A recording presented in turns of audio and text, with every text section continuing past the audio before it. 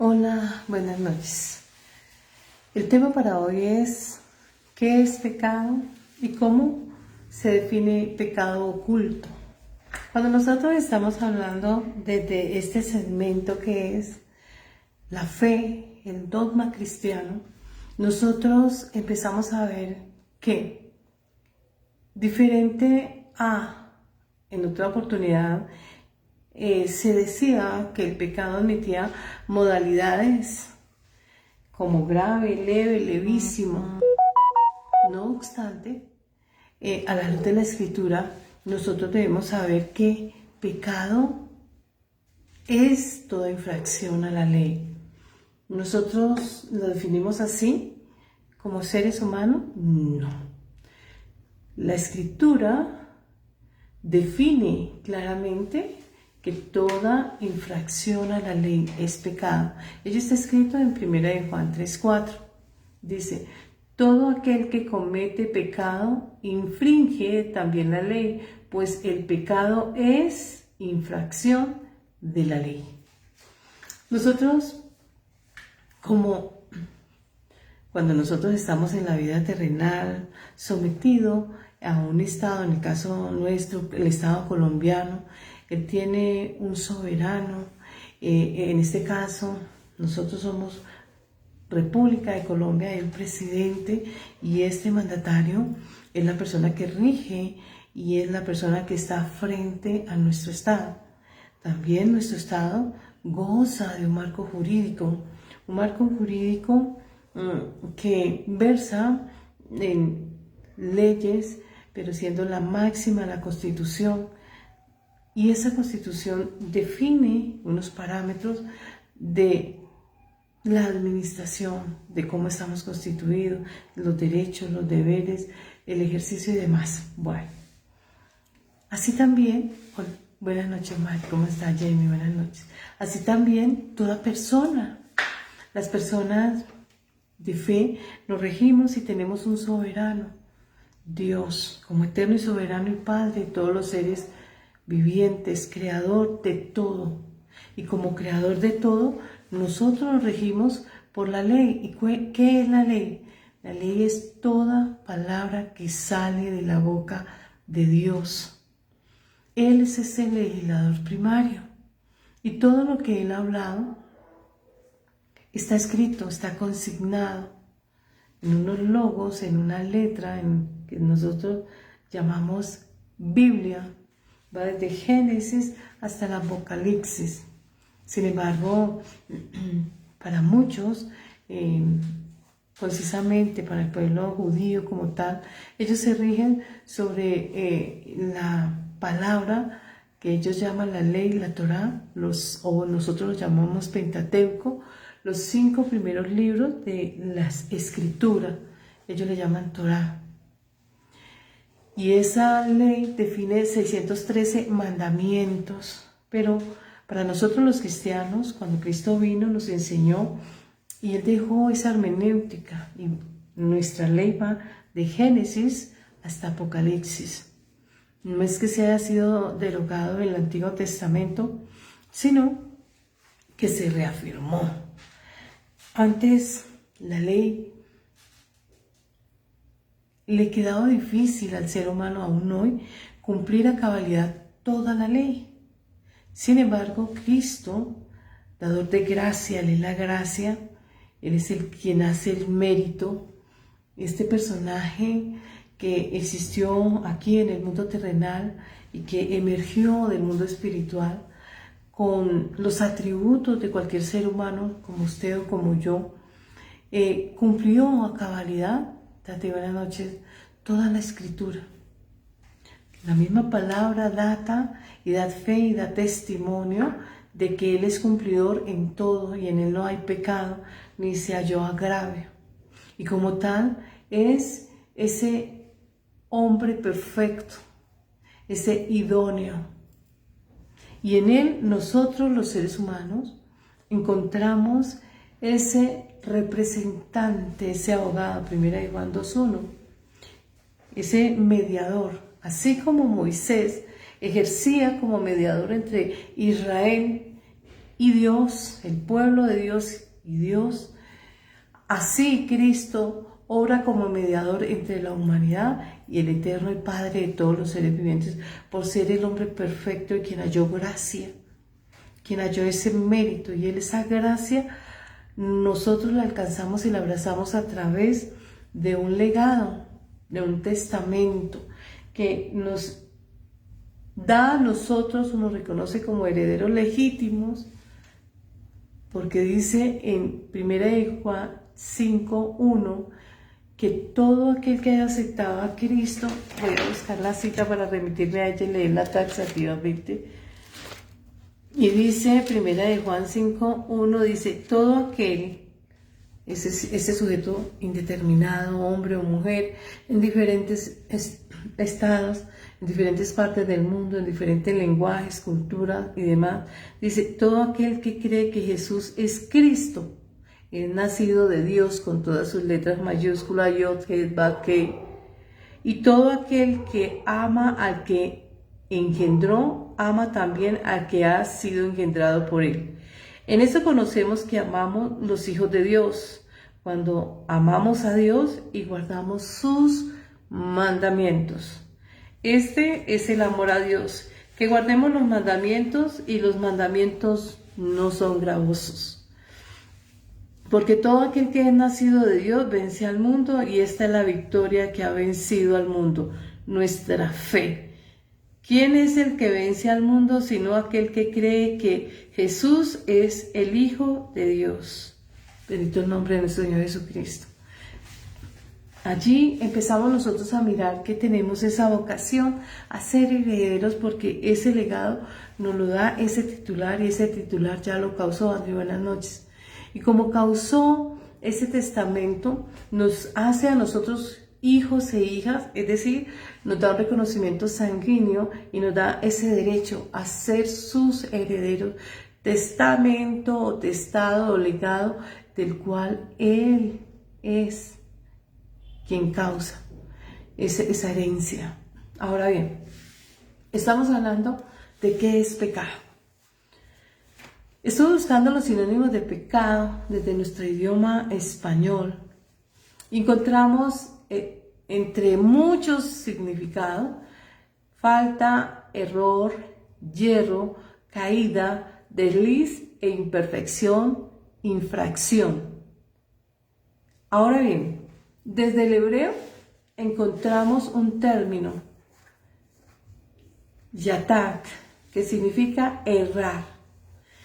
Este término errar, desde el hebreo, refiere a no alcanzar las metas, a errar en el objetivo o en el blanco. Cabe anotar que desde el hebreo hace una diferencia a la hora de hablar de pecado. Si estamos refiriéndonos al género masculino, entonces vamos a ver un término, yata, y cuando hacemos referimos a una mujer sobre pecado, es peca. Ahora bien, encontramos dos términos que tienen en común el término yet, y encontramos el término hatak. Es un término que nos remite, no solamente significa pecado, sino también que se usa y tiene alguna relación con el término de expiación. Esas tres palabras las encontramos y la usa el pueblo judío para referir o connotar purificación. ¿Qué significa eso?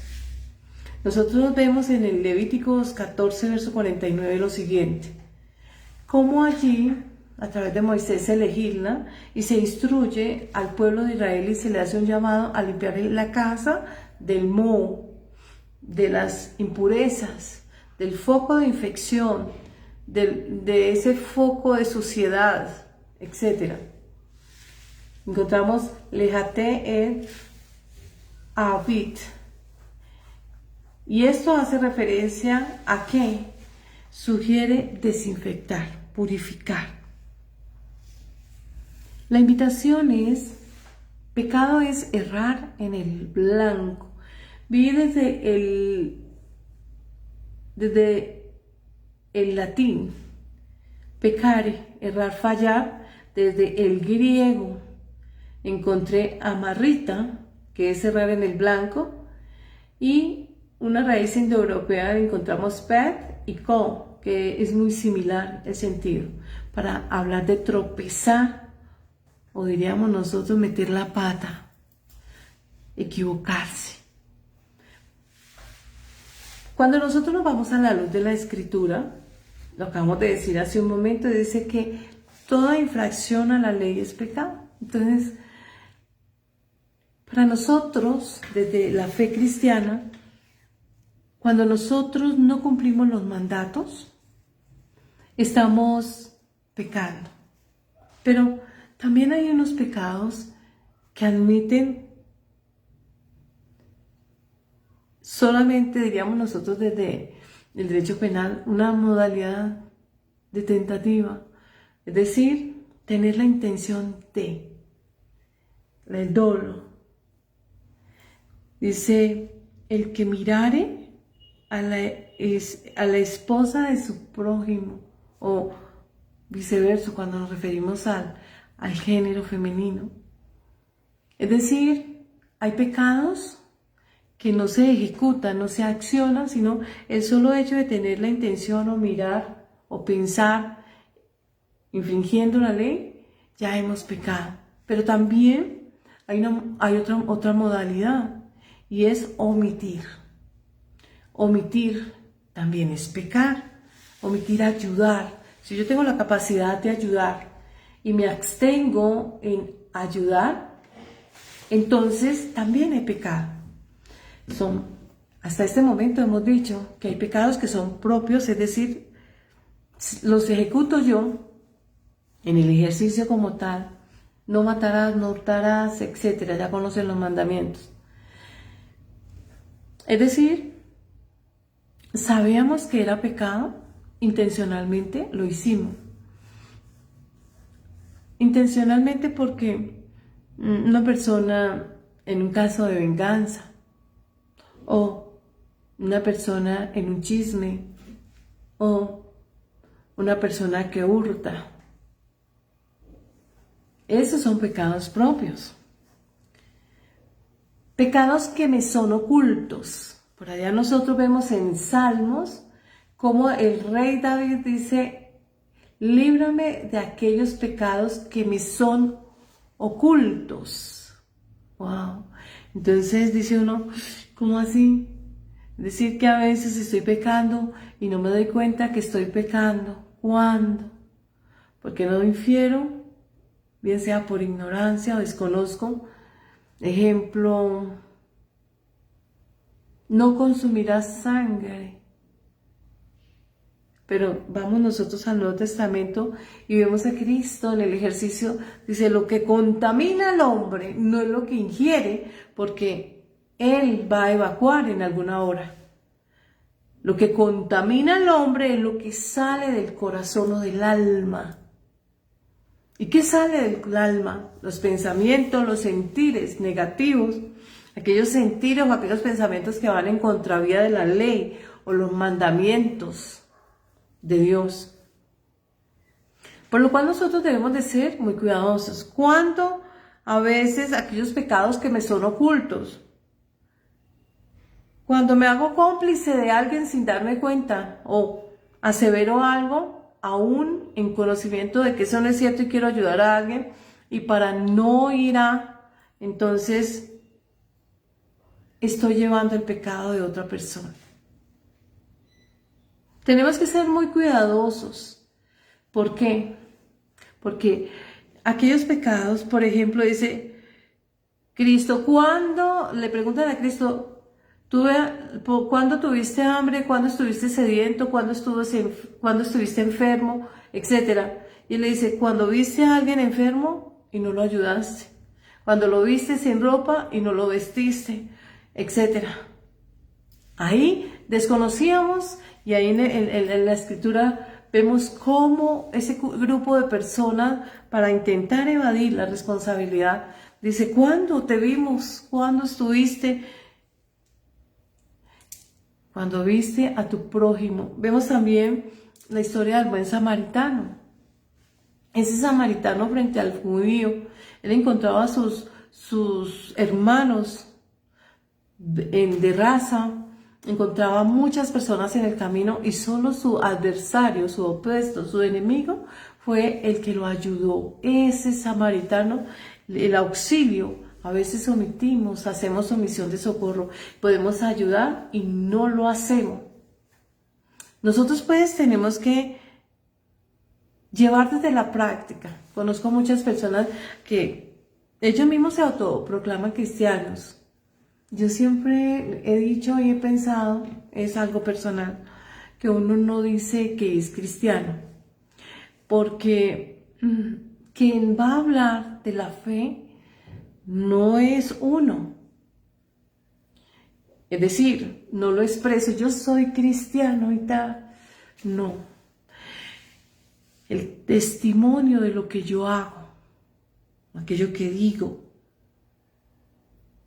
es el que va a hablar y va a dar fe y va a hacer una lectura, letra abierta, libro abierto, para que la persona sepa si es o no creyente, si es seguidor de Jesucristo.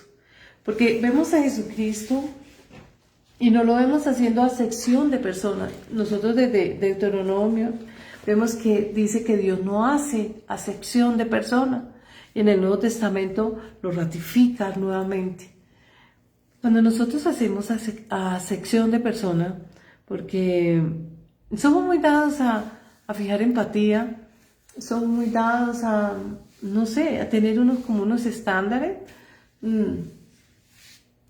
Cuando nosotros hemos nacido de nuevo, lo primero que tenemos que tener en claro es que todos los seres humanos somos iguales. Las diferencias entre las desigualdades, esto es, que algunos gozan de ciertas prerrogativas, privilegios, belleza, fama, gloria, poder, ¿qué voy a saber? Ello no quiere decir que estas personas sean distintas, no. Gozan de ciertos atributos o ciertas prerrogativas o privilegios que le va a muy poco a diferenciar de los demás. Ejemplo, los idols musicales. Ejemplo, una persona muy eminente en el conocimiento de la ciencia. Una persona, el presidente de algún lugar. Algunas cualidades que en algún momento de la vida les pone en ciertos picos, pero eso no quiere decir que sean nuestros ídolos. Son personas que gozan de ciertas responsabilidades más que otras, porque en su vida se prepararon para ejercer ciertos lugares de privilegio y para gobernar. Tenemos el caso del rey David, el rey Saúl, el rey Salomón, etc. Y cada uno de ellos en el ejercicio de sus gobiernos realizó algo y hizo una connotación o positiva o negativa, según la fe. Así, de igual manera, nosotros vemos en lo coloquial, en el mundo vemos muchas personas. Y se me preguntaba, ¿qué es pecado? Entonces yo le dije, bueno, vamos a mirar pecado como errar, fallarle a Dios. Como cuando nosotros tenemos, dice la Escritura en Isaías 54:5, dice, el Señor tu Dios es tu marido. Está hablando de un maridaje, una relación bilateral de correspondencia, donde ambas partes son implicadas a trabajar, a cooperar mutuamente, a acompañarse, a ser honestos, leales, a ser firmes, etc. Todos esos principios que atañen a la figura del matrimonio como alianza o como pacto. Cuando nosotros estamos hablando de fallarle a Dios, estamos hablando de ser desleales, deshonestos, infieles, y siendo el pecado que más connotación tiene en cuanto al rechazo de Dios frente a la idolatría, por considerar esto infidelidad frente a Dios. No respetamos esa cláusula de confidencialidad y exclusividad. ¿Por qué? Porque yo veía por acá un judío que estaba expresando y decía, nadie da de lo que no tiene. Hay que mirar la naturaleza. Si yo tengo una naranja y le voy a colocar ciertos aditamentos como tintes, voy a cambiar el color de su cáscara, pero voy a exprimir su jugo, va a ser una naranja sin importar el color o las cualidades o características que yo haya desarrollado en ella a razón de la ciencia o demás. Es su naturaleza una naranja. Nosotros tenemos que mirar la naturaleza. Cuando no estamos hablando de la naturaleza, nos remitimos a Génesis 3 y allí nos dice que la naturaleza humana, en atención o a razón de que fuimos representados en algún momento de la humanidad, a comienzo de la humanidad, en una mujer, en Eva, y estamos representando nosotros ahí, en esa mujer, Eva, razón por la cual ella fue la mujer que sufre la prueba.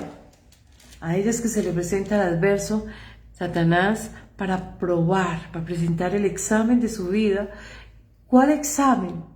El examen de obediencia, el examen de fidelidad, el examen de lealtad, el examen de firmeza, el ejercicio, porque si nosotros vemos,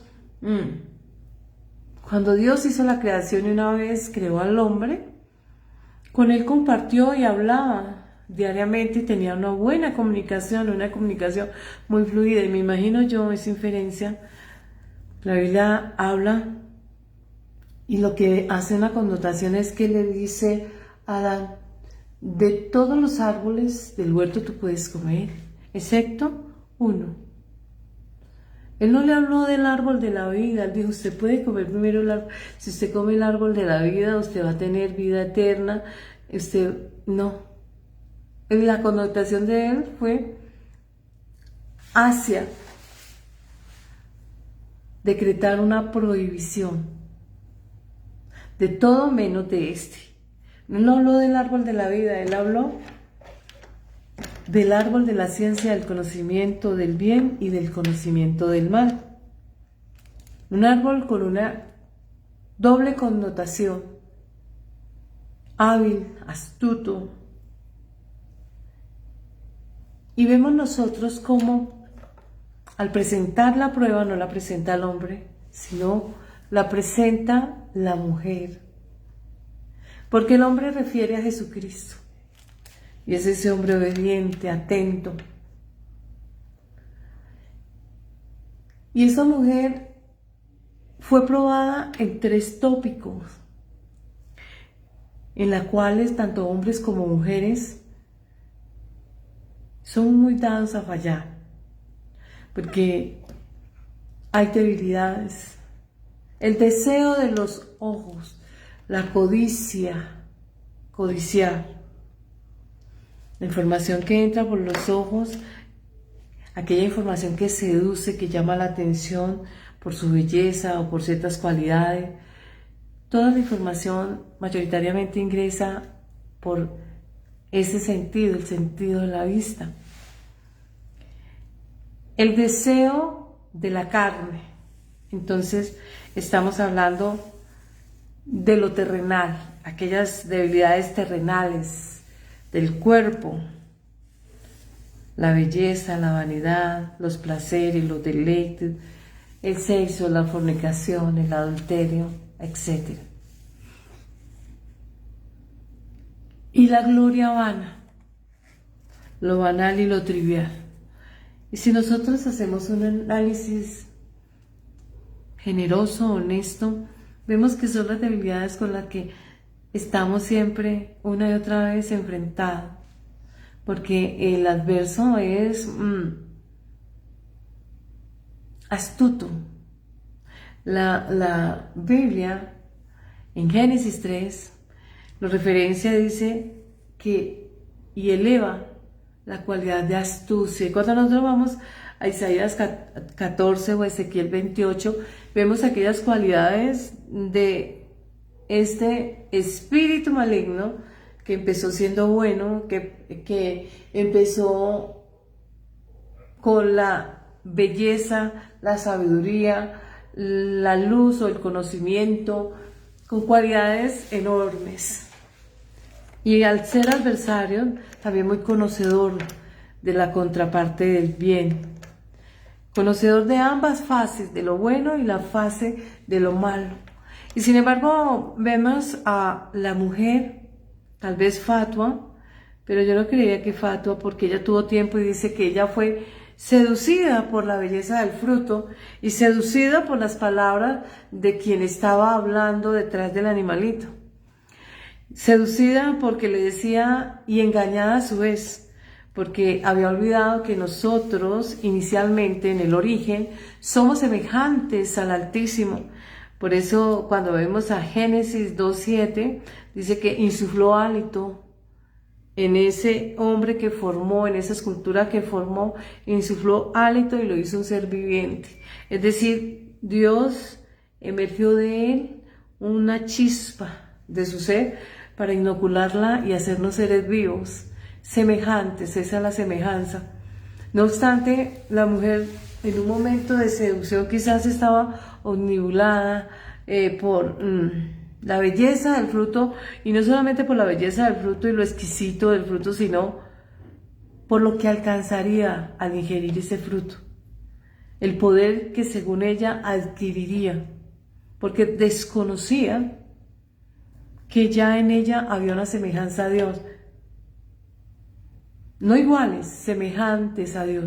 Ese es el primer regalo que nosotros haremos al hombre, a nuestra imagen y nuestra semejanza. Sin embargo, esta mujer en un momento no piensa que éramos semejantes, sino que con lo mismo que cae el enemigo, cae la mujer, la humanidad, queriendo ser Dios. Y allí, en todo un proceso, porque se abre una grieta al escuchar una voz extraña que no era la de Dios, una voz que nunca había escuchado, diferente a la de Dios. Eso sucede cuando nosotros a veces estamos en automático, estamos desconcentrados y empezamos a escuchar muchos mensajes. Entonces nos gusta, hoy estamos aquí, mañana estamos allá, después estamos allá, y dice que somos como niños fluctuantes. El apóstol Pablo dice que cuando él era niño hacíamos cosas de niño y que ahora que era adulto ya hacemos cosas de adulto, para referir la responsabilidad que hay en cuanto a la capacidad de la persona referente a la adultez, al conocimiento maduro, a la experiencia, el experticio que se adquiere a razón de los años. Nosotros, desde la luz de la Escritura, podemos decir que pecado es toda infracción a la ley, más allá del latín, del griego y del hebreo, que es el idioma del cual nosotros debemos escudriñar y ahondar dentro de la Escritura, porque la Escritura emerge, es inspirada por profetas, eruditos, hombres usados por Dios a través del Espíritu Santo, pero el Antiguo Testamento desde la raíz hebrea o aramea, y el Nuevo Testamento desde la raíz griega. Entonces nos vemos abocados a mirar cada término desde su idioma origen, porque en la interpretación, al trasladar de un idioma al otro, pues cambia la esencia, y se ha cambiado y se ha distorsionado mucho la palabra. Nosotros pues tenemos que tener en claro, primero, que todas las personas somos pecadores, por cuanto todos pecaron. Todos. ¿Quién habla? Está hablando el apóstol Pablo, siendo inspirado ¿por quién? Por Dios. Entonces, ¿quién está hablando? Dios. Dice, por cuanto todos pecaron. ¿Cuándo? Con Adán y Eva. Entonces, la consecuencia de esto es que están destituidos de la gloria de Dios. Esto está escrito en Romanos 3:23. Entonces, partimos de ahí. Todos somos pecadores. Ya se nos cayó la aureola ahí. La aureola ahí. Nosotros pues tenemos que empezar a entender que si todos somos pecadores, ¿cuándo no somos pecadores?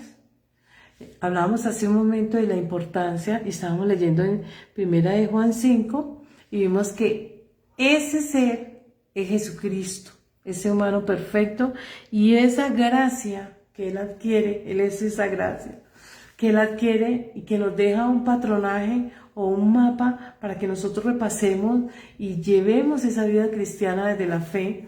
Entonces vemos la importancia de aprender de Él, qué es el deber ser, cómo debemos obrar. Es a través de su sangre, porque Él nos da la redención. Él es el sumo sacerdote y a Él se le entregó la llave de los cielos y de la tierra. A todo aquel que Él perdone, será perdonado, y a todo aquel que le retenga pecados, no le serán perdonados sus pecados. Ahora bien, dicho esto, Él es el sumo sacerdote. Sumo es lo santo de lo santo, es decir, santísimo. El lugar santo que versa sobre lo santo, eso tan sagrado. Nosotros vemos esa expresión cuando Moisés sube al monte Sinaí, una vez visto él desde lejos, desde la distancia, una gran flama que ardía y no se consumía, y mirando quizás el tiempo, decide acercarse, y al acercarse una voz desde esa flama le dice: Moisés, Moisés. Y le dice: quita tu calzado porque el lugar que pisas es santo. Ahí estaba la gloria de Dios y había que despejarse y había que soltar el pecado, limpiarse de todo pecado para poder estar frente a Dios. Sin embargo, vemos más adelante cómo Moisés pide ver el rostro de Dios y le dice que ningún hombre ha visto a Dios y que el que lo mira muere. ¿Por qué? Porque nadie ha visto a Dios. Nosotros tenemos que empezar a entender la santidad. La santidad no es esa santidad farisaica, como le quieran ustedes decir, de estar aparentando, porque nos hemos vuelto hábiles e histriónicos y empezamos a usar fachadas para todo, y nos escondemos para pecar, nos escondemos para hacer de la nuestra, y entonces aparentamos Santa Teresita, San José, San Pancracio, y cuando vamos a ver qué montonera hay debajo, qué reguero de pinzas hay debajo de cada persona que se esconde para pecar. Pero la pregunta, perdón, que yo les hago en este momento es: ¿en qué lugar el ser humano se puede ocultar de Dios? ¿Cuál es ese lugar en el que Dios no pueda hacer presencia? ¿O dónde nos podemos esconder de nuestros actos toda vez que nos escondamos a pecar? Si Dios es un Dios que está en todo, en palabras del rey David dice: ¿a dónde huiré de ti, Señor? Y dice que si se fuere arriba de los cielos, ahí está. A lo profundo de la tierra, refiriendo a aquellos que han muerto ya, ahí está. A lo profundo del mar, en el mundo, ahí está. No hay lugar donde pueda el ser humano esconderse de Dios, porque la gente pretende esconderse para pecar. Nosotros pues tenemos que aprender que Dios está en todo lugar. Y si está en todo lugar, no podemos huir de su presencia. ¿Por qué? Porque Él está en todo sitio. La Biblia nos habla siempre y nos dice a nosotros la importancia. No hay cosa creada y oculta a su vista, sino que todas las cosas están al descubierto y desnudas ante los ojos de aquel a quien tenemos que dar cuenta. y ese ser es Dios. Ello está escrito en Hebreos 4:13. Jeremías 23:24 dice lo siguiente: ¿podrá alguno o alguna esconderse en escondites de modo que no lo vea? Declara el Señor. ¿No lleno yo los cielos y la tierra? Pregunta. Es decir, cuando nosotros estamos hablando de fallarle a Dios, ser deshonesto con Dios o serle infiel a Dios, a veces pensamos porque nosotros, a veces creemos que somos dioses. Creemos el cuento que dijo la serpiente allá en un inicio, seremos como dioses, pero no. Nosotros no nos regimos, nosotros tenemos ese ser supremo que ha destinado en nosotros un propósito de vida. Cada uno viene a este mundo terrenal y tiene un propósito de vida. Muchos están entretenidos, distraídos en los vaivenes del mundo, pero no entienden la importancia de estar enfocados, estar concentrados. ¿Por qué? Porque piensan que van a durar muchos años o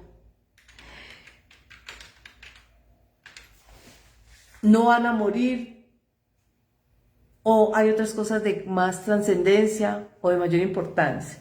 Les llega la muerte en el momento menos indicado y sorpresa, sorpresa, encontramos que no hemos hecho nada.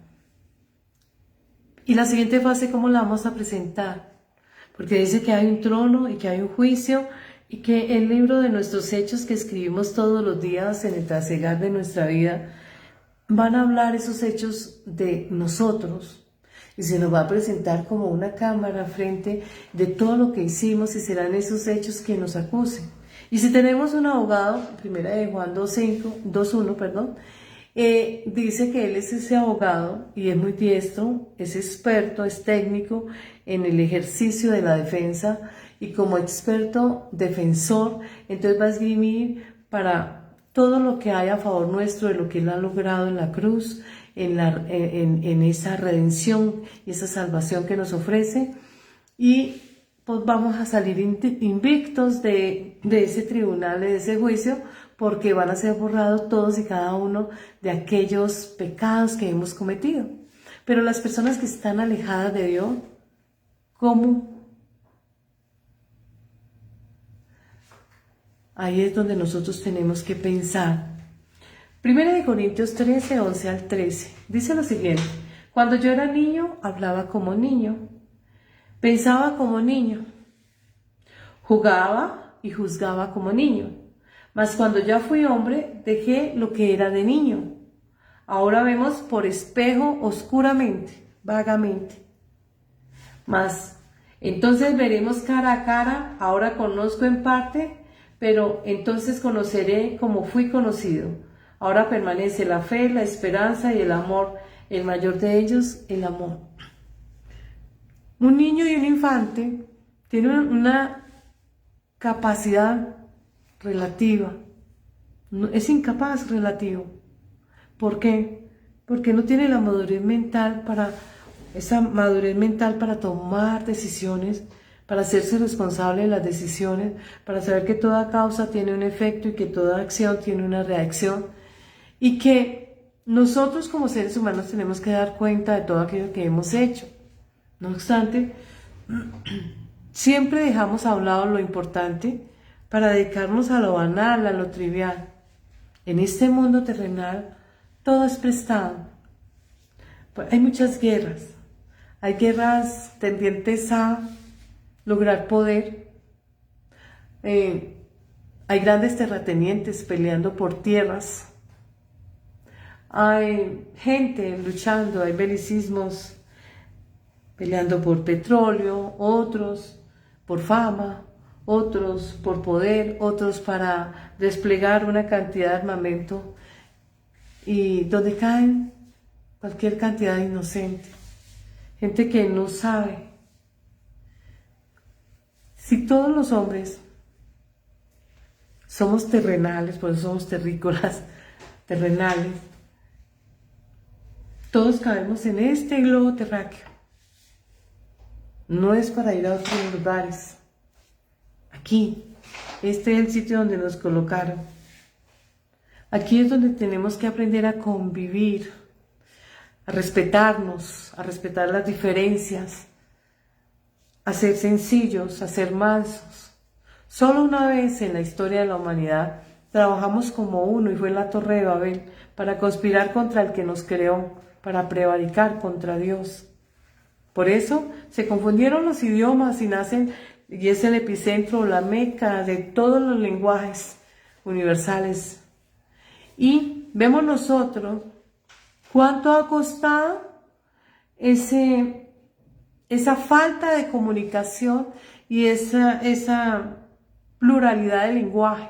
Cuánto cuesta, porque al interpretar una cultura de otra, al traducir, se queda corto en cuanto a la esencia de lo que se quiere decir. Se queda corto al expresar el pensamiento. Pero vemos unos bolsillos rotos, la avaricia, la codicia, el narcisismo, el totalitarismo, el orgullo, la altivez. Todos esos bolsillos rotos que no tienen lleno. Lo máximo que puede vivir un ser humano son 104 años. ¿Y qué quieren lograr después? Cuando sean borrados sus nombres. Porque nos hemos vuelto indolentes. Nos hemos vuelto orgullosos, falta de empatía, insolentes, arrogantes, soberbios, altivos, indiferentes.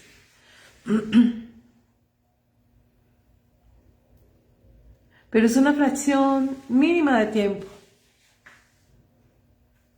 Pecador es toda aquella persona que está alejada de Dios, porque aquella persona que ha aceptado al Mesías y se ha acercado la brecha, ha reducido la brecha de distanciamiento y está en ese proceso de acercamiento hacia Dios y tiene una justificación que es Jesucristo. Él logró, y esa gracia de lo que Él alcanzó nos arropa y nos alcanza y nos abraza, pues nosotros como iglesia somos cuerpo de Cristo, o aquel pueblo de Dios. Porque Israel nos refiere geopolíticamente a un punto o lugar en exactitud, porque Él dice que todos los confines de la tierra llamará a su pueblo, ha sido diseminado y hay que volverlo a traer a su lugar de origen. No está haciendo referencia a ese lugar, está haciendo referencia a Jesucristo. Él es Israel, Él fue el que enfrentó al Padre y salió vencedor, invicto, porque el Padre está en Él y Él está en el Padre. No hay hombre que haya enfrentado a Dios y viva. Si no lo puede ver y vivir, mucho menos enfrentar. Ahora bien, por eso Israel se le cambió el nombre de sustituto para tomar el nombre de Israel, porque enfrentó a Dios y salió vencedor. Jesucristo, bendito el nombre de nuestro Señor Jesucristo. Y sus súbditos, su pueblo, su iglesia, su cuerpo, es todo hombre o toda mujer que ha dado un paso de fe y le reconoce como soberano, ungido a rey, soberano, hijo de Dios, salvador o redentor, cordero de Dios, Génesis 22:14 y 22:8, en el monte de Jehová será provisto Jehová Jireh, Dios se proveerá de cordero. Hace referencia a Cristo y hace referencia a ese pueblo. No está haciendo referencia a un lugar determinado, modo, tiempo, lugar y espacio determinado. No, es la iglesia. Así como fue diseminada por muchos lugares de toda la tierra, asimismo dice que Él llamará como aquel redil, aquel rebaño que escucha la voz de su Señor y conoce su voz y acudirá a ese llamado, porque otro no le puede simular o suplantar el único que suplantó en el lugar de sacrificio al hombre para tomar lugar de ejecución de pena de muerte fue Jesucristo como Cordero de Dios, Cordero de la expiación por los pecados. Él es el Mesías, el Salvador, el Redentor, y a Él se le delegó esa función de buscar su pueblo, y nos lo dice en Lucas 15, donde se nos habla de la moneda perdida, del hijo pródigo, de la oveja perdida, haciendo referencia a su cuerpo, a la iglesia. Él le dijo por allá a uno de los apóstoles, de su más cercano, le dijo: las aves tienen sus nidos y las zorras tienen sus madrigueras, pero el Hijo del Hombre no tiene dónde posar su cabeza, no le encuentra el cuerpo, porque el cuerpo, la iglesia se está perdiendo, la humanidad se está perdiendo porque no reconoce en él a ese rey, al ungido, porque esperan a un ser humano de carne y hueso para lidiar guerras de hombres. Y dice: nuestra pelea no es contra carne ni sangre, no es hombres con hombres, y el lugar de confrontación no son lugares terrenales, ni por tierra, ni por poderío, ni por armamento, ni por nada de eso, porque todo esto, lo máximo que dura un hombre son 120 años, Génesis 6:3. Entonces, lo que está diciendo Dios es: yo vine por algo más ambicioso que lo terrenal. Yo vine a este mundo terrenal sabiendo que toda la humanidad de principio a fin va solo a ocupar un lugar del tiempo, una mínima fracción del tiempo, y va a poder realizar un propósito como parte del cuerpo, así como el cuerpo tiene millares de células, y todas se tienen que unir y trabajar unísono, no desintegrarse, sino que mancomunadamente cada órgano hace lo suyo. Así el pueblo tiene que aprender a cada uno a hacer lo suyo, y viviendo en armonía, en hermandad, respetando a su prójimo y siendo generoso como aquel samaritano frente a ese judío. Por eso le preguntaban al Mesías, y él le dijo: tuve hambre, me diste de beber, tuve sed, no me diste de comer. ¿Cuándo? ¿Cuándo fue ese cuándo? Ahí hay un pecado por omisión. Nosotros vemos como cuando llama a Pablo, le dice: ¿por qué me persigues? Él no le dijo: ¿usted por qué estaba persiguiendo a mis ungidos, a los apóstoles, a los discípulos? ¿Por qué estaba usted en la crucifixión de Esteban? Y etcétera. Él no dijo eso. Le dijo: ¿por qué me persigues? Su cuerpo, su iglesia. Él es el titular de esa iglesia. Él es nuestro soberano Rey y Señor, quien tiene escrito en su muslo: Rey de reyes, Señor de señores. Bendito el nombre de nuestro Señor Jesucristo. Y a Él se le ha delegado el poder de ser el Salvador y el Redentor del mundo. No hay salvación fuera de Él. Él es ese camino, Él es ese puente, ese camino que se abrió, ese fundamento que quedó al descubierto. Apenas se abrieron las aguas del Mar Rojo a diestra y a siniestra, quedó expuesto. Ello está escrito en Salmo 18:15. Y nosotros vemos cómo quedó el fundamento expuesto. ¿Cuál? El camino por donde debían de transitar. Pero ese mismo camino donde pasó el pueblo de Israel a pie, venía corriendo de huida de Faraón, ese mismo camino sirvió de puente para hundir al enemigo, sirvió de puente para hundir su ejército, sus miriadas de ángeles malignos, de a pie y de a caballo, los humanos y todo, ahí quedaron en ese mar. El mismo lugar que sirvió, ese camino que unió los dos mundos, el mundo físico y el espiritual, dando conocimiento del mundo espiritual desde este mundo terrenal, sabiendo que nosotros debemos ser ejecutores de ese plan de salvación que está escrito desde Génesis a Apocalipsis y que referencia al Mesías.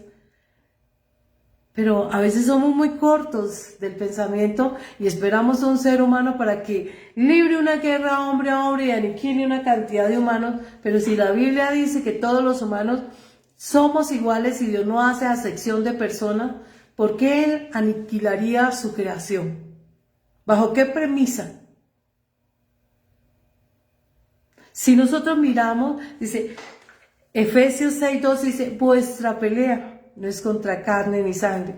No son humanos con humanos, ni el lugar de guerra y de batalla es aniquilarse para buscar llenar los bolsillos rotos de avaricia, de codicia, de poder, sed de ambición, sed de toda clase de maldad.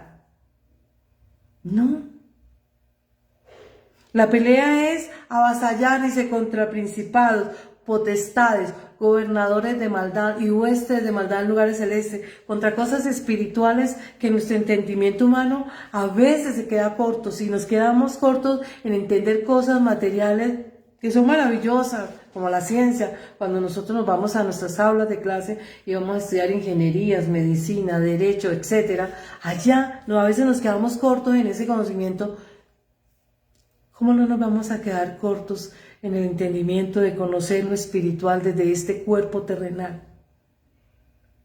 Estaban esperando desde muchos años un hombre de carne y hueso para saciar el orgullo, el poder, el dinero, la arrogancia, la soberbia, la altivez. ¡Qué ignorancia tan grande! Nosotros pues tenemos que entender que nuestro estado natural es pecadores. Por eso somos muy tendientes a pecar, nos enojamos con facilidad, etc. Pero ¿qué es lo que debemos aprender? Pecar es errar en el blanco. ¿Errar en el blanco de qué? No acertar en el blanco de Dios, es decir, no acertamos al objetivo de nuestra vida. No acertamos en la búsqueda de Dios y nos alejamos. Ampliamos la brecha de distancia de entre Él y nosotros, alejándonos así de la vida espiritual y fundiéndonos únicamente en un cuerpo terrenal, a cosas terrenales limitadas en un tiempo, modo, lugar y espacio, que difícilmente conocemos, porque nadie conoce su día de nacimiento y mucho menos la de vencimiento. Me gustó esta cita y la voy a dar. Lucas 18:13. Allí nos habla de cómo estaban en la iglesia, estaban muchas personas, fariseos y demás, pero entre todos ellos había un hombre sencillo, era publicano, y se hizo a lo lejos y a modo de susurro, diríamos hoy, hablaba, pero ni siquiera tenía esa gallardía de alzar la mirada hacia Dios, sino con la mirada hacia el piso. ¿Qué decía este hombre? Dice lo siguiente: mas el publicano, estando de lejos, no quería ni aún alzar los ojos al cielo, sino que se golpeaba el pecho diciendo: Dios, sé propicio a mi pecador. Bendito el nombre de nuestro Señor Jesucristo. Así tenemos que llegar nosotros. Sé propicio a mi pecadora. Sé propicio porque diariamente te estamos fallando. Te fallamos porque dice que todos somos pecadores. Dice que no he visto justo ni aún uno, el único justo es Cristo. Y nosotros vemos cómo se despliega, en el Salmo habla de Cristo, toda la palabra habla de Jesucristo. Nosotros pues somos muy dados a ver a Cristo como desde la esfera terrenal, pero dejamos la esfera de que Él es el Hijo de Dios, su divinidad. Si Él se despojó un momento de su deidad, ello no quiere decir que se haya despejado de pleno. Ahora bien, nosotros heredamos esa naturaleza pecaminosa, como lo dice Romanos 5, 12 al 14, pero la conducta que se nos atribuye es ese pecado original, Romanos 5, 18. Sin embargo, por un hombre entró el pecado, por un hombre entró la gracia. ¿Por qué primero Adán pecó? Porque es una profecía, es un acto profético. La humanidad le entrega el pecado a Cristo, como Eva le entregó el fruto prohibido a Cristo, el pecado. Lo tomó, lo ingirió y ¿qué? Sufrió la pena de muerte. Todo el que peca muere irremisiblemente. Y así Él puede redimir la humanidad. Es Cristo, por eso no se pecó al hombre, sino a la mujer, la humanidad. En ambos géneros ella representa. Porque Cristo es el ser perfecto, sin pecado. Todo el que considera a Cristo como Salvador queda apartado del pecado. Y empieza su vida separado para perfeccionarse hacia la santidad, hacia la obediencia, apartado para Dios. De un estado fracturado, de un estado de divorcio que estábamos nosotros con Dios cuando estábamos en el mundo, Hoy volvimos a Él y retornamos como aquel hijo pródigo, o como aquella viuda que encontró el dracma debajo de la cama y sintió dicha y gozo de encontrar su mayor tesoro, o como aquella oveja perdida que necesitaba ir a buscar y andar en veredas, pastizales y demás, y Él nos trae al regazo de nuestro Padre. ¿Por qué? Porque nosotros, habiendo infringido la ley o siendo pecadores, nos hicimos esclavos del pecado. ¿Qué es hacerse esclavo del pecado? Hacerse esclavo del pecado es hacerse adicto a la maldad, adicto a la incredulidad, adicto a la rebeldía, adicto a la terquedad, adicto a la necedad, adicto a la duda e incredulidad, a la idolatría y toda clase de pecado. Esclavos, adictos. ¿Por qué? Porque nuestra voluntad o el libre albedrío o el libre ejercicio de nuestra libertad o la manifestación de nuestra voluntad quedó nula. Difícilmente podemos salir por nuestro medio de él. Solo Cristo hace posible devolvernos ese libre albedrío porque Él venció. Colosenses 2, 14 y 15 dice, anulando el acta que nos es contrario. ¿Cuál acta? El acta del pecado, la que exhiba el adversario. Ese acta de los decretos, despojándolos públicamente allá en el monte del Gólgota o el lugar de la calavera, allí los exhibió públicamente triunfando sobre ellos en la cruz. Nosotros pues tenemos que enfrentar un juicio, como lo dice en Judas 1, 14 y 15, pero vamos a salir invictos porque dice 1 de Juan 3, 8 que para esto vino el Hijo del Hombre, para deshacer toda obra del adversario, del enemigo.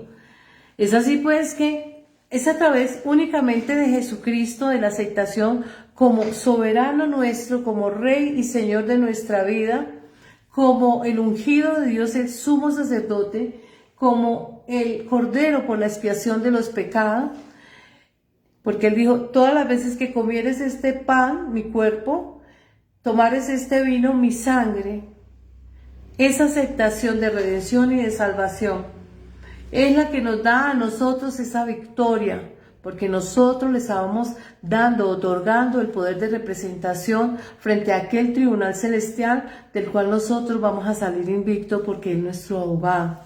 Ahora, siendo todos nosotros pecadores, como pecadores estamos abocados a buscar al arrepentimiento. Dice en 2 de Crónicas 7:14 lo siguiente: si mi pueblo se humillare sobre el cual mi nombre es invocado, y oraren, buscaren mi rostro, el arrepentimiento de aceptar a Cristo, aceptar que somos pecadores para que se dé el cambio, hacerlo Señor y Salvador y soberano nuestro, hacer obedientes a los mandamientos, hacer una vida de oración, o sea, de comunicación, de buena conversación, de una conversación fluida. Eso es fortalecer los lazos de amistad, buscar el rostro y convertirse de sus malos caminos, no volver a reincidir en lo malo. Entonces yo iré desde los cielos, perdonaré sus pecados y sanaré la tierra. El pecado es sinónimo de enfermedad. Sanaré sus cuerpos, sus vidas. Ahora bien, hasta este momento hemos dicho que los pecados son propios, intencionales o de comisión, o que aquellos pecados ocultos, es decir, aquellos pecados que yo a veces he participado pero no me he dado cuenta, porque quizá normalicé muchas conductas. Por ahí escuchaba yo un día a alguien que decía, voy a irme a trabajar, y después veía, está robando. Ah, ¿y desde cuándo acá? Cambió la figura. Normalizan conductas porque se justifican, porque ellos piensan y se justifican en lo que van a hacer, pero si están haciendo una conducta mala es una infracción. Ahora bien, por ignorancia, por omisión, dejamos de ayudar pudiendo ayudar a las personas. Nosotros pues encontramos un Salvador, un hombre perfecto como Cristo, 1 de Pedro 2:22, que dice que en Él no se halló pecado ni engaño en su boca. Nosotros tenemos que romper esos yugos o esos grilletes de pecado, porque dice en palabras de Cristo, no es de un humano. Jesús respondió, de cierto os digo que todo aquel que hace pecado, esclavo es del pecado. Juan 8:34. Romper las ligaduras del pecado, es decir, hacernos obedientes a Dios. Así que comete pecado todo aquel que sabe hacer el bien y no lo hace, se abstiene. Sabe hacer lo bueno y se abstiene por omisión. Yo sé hacer lo bueno, pero no lo hago, entonces ese es su pecado por omisión. Santiago 4:17. Nosotros tenemos que aprender que si yo sé hacer el bien y me abstengo, estoy quitando el testimonio a Dios, porque es a través del testimonio que yo traigo la gloria de Dios y le demuestro a terceros que Dios vive, existe, interactúa, porque ellos no le conocen, le van a conocer a través del testimonio. ¿Para qué sirven los testimonios? Cuando nosotros estamos hablando de derecho en cualquiera de las ramas, el testimonio es un arma fehaciente, idóneo. ¿Por qué? Porque él va a aseverar y va a hablar de algo que él vio, oyó o vio, escuchó o sintió, pero que es real. Y ese testimonio es válido. Así alumbre vuestra luz delante de los hombres para que vean vuestras obras y glorifiquen a vuestro Padre que está en los cielos. La importancia del testimonio. Pecado es abstenerse, sabiendo hacer lo bueno, no lo hacemos, eso es pecado. No nos cansemos de hacer el bien porque a su debido tiempo cosecharemos y no nos daremos por vencidos. Gálatas 6:9. Ahora bien, no se amolden al mundo de hoy. Sean transformados mediante la renovación de la mente. Así podrán comprobar la buena voluntad de Dios es buena, plena, agradable y perfecta. Ello está en Romanos 12:2. Ustedes me dirán, ¿quién podrá entender los propios errores? Como lo dijo el rey David en Salmo 19:12-13. ¿Quién puede entender los propios errores? Líbrame de los que me son ocultos. ¿Quién puede entender el pecado? Y líbrame de aquellos pecados ocultos. Errores, hierro es infringir la ley, errar en lo que estoy haciendo. Sé hacer el bien y me abstengo. Sé hacer el bien y me oculto a hacer el mal. No. Si nosotros nos vamos a esconder a pecar, hay un juez que está mirando, hay un libro que estamos escribiendo. Casi siempre estamos evitando los comentarios, las críticas, los señalamientos, toda esa presión social. Pero, ¿por qué no pensamos en aquella presión divina, la consecuencia del pecado? Nosotros pues debemos entender que ni los chismes, ni la presión social o coacción social o murmuraciones, críticas, señalamientos, comentarios van a ser mella, pero ese juicio que nosotros tenemos que enfrentar sí va a ser desastroso porque dice en palabras de Cristo, ahí será el lloro y el crujir de dientes, porque el pecado no les dejará abrazar esa siguiente fase de la vida. Dice, no le tema al hombre al que mata el cuerpo, témale al que tiene el poder de matar el alma. Bendito el nombre de nuestro Señor Jesucristo. Aquellos pecados no intencionales, ejemplo, el manejo de un arma que no la sabe manejar y se disparó, según una vida. No había la intención, no estaba apuntando, pero generó la muerte de una persona. Son pecados no intencionales, donde la voluntad no media, sin embargo, cercenó una vida. ¿Qué faltó? Previsión, cautela, cuidado, demás. Hay muchas formas de pecar, sin embargo, el Señor ha hablado y ha mostrado también de aquellos pecados sin intención, y nosotros vemos cómo Él habla. Si bien es cierto, en Josué 23, en Levítico 4:2-3, en Números 15, del 30 al 31, y nos da un lugar, una zona para refugiarnos. Esa zona es Cristo. Él nos perdona y nos va a perdonar.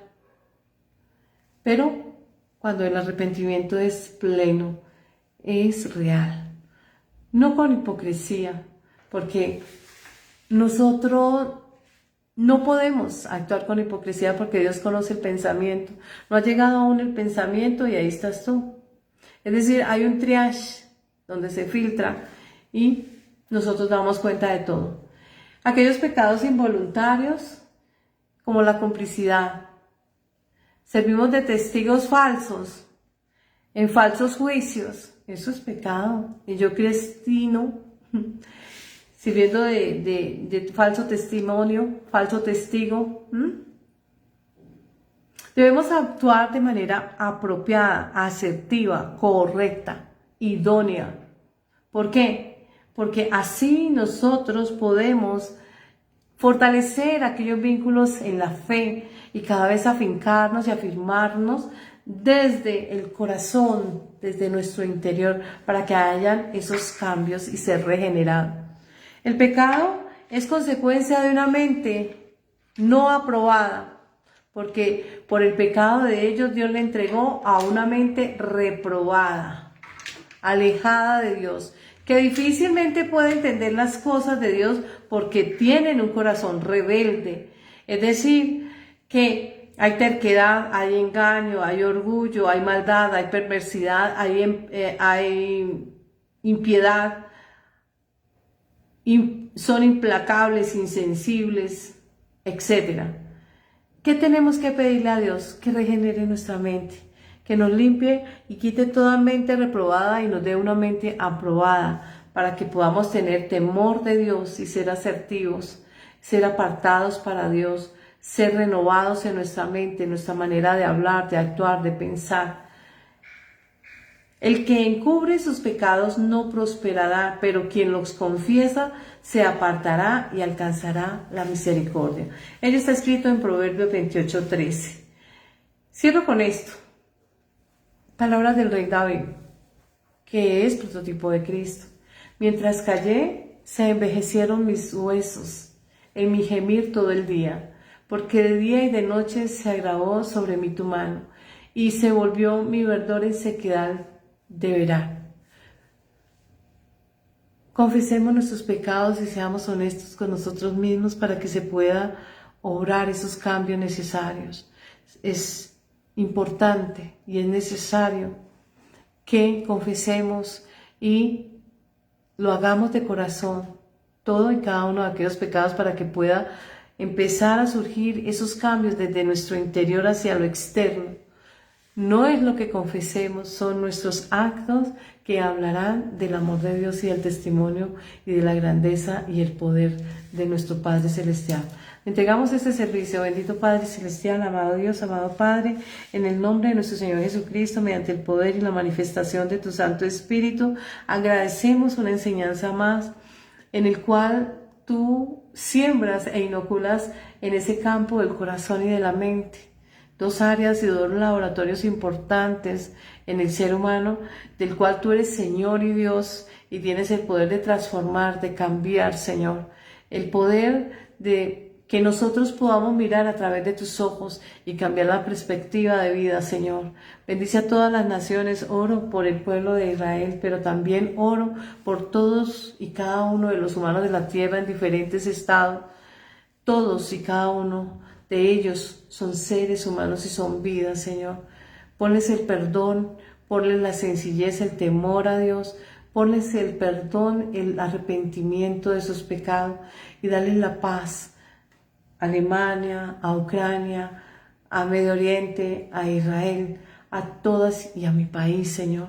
Oro por las juventudes, amado Dios. Oro por todos los jóvenes de nuestro país, para que tú cuides de ellos y cambies su manera de pensar y les des oportunidad de vida y les des bendiciones en todas las áreas de su vida y sus mentes sean renovadas, sean llenas del conocimiento, para que así tengan ese renacer espiritual y todos nosotros seamos comprometidos, Señor, no solamente en el amor, sino también en el perdón, en la consideración, ser personas, Señor, idóneas en el Evangelio, capaces de llevar el mensaje tuyo a todas y a cada una de las naciones. Gracias, Señor, en Cristo Jesús. Amén, amén y amén. Bendición para todos.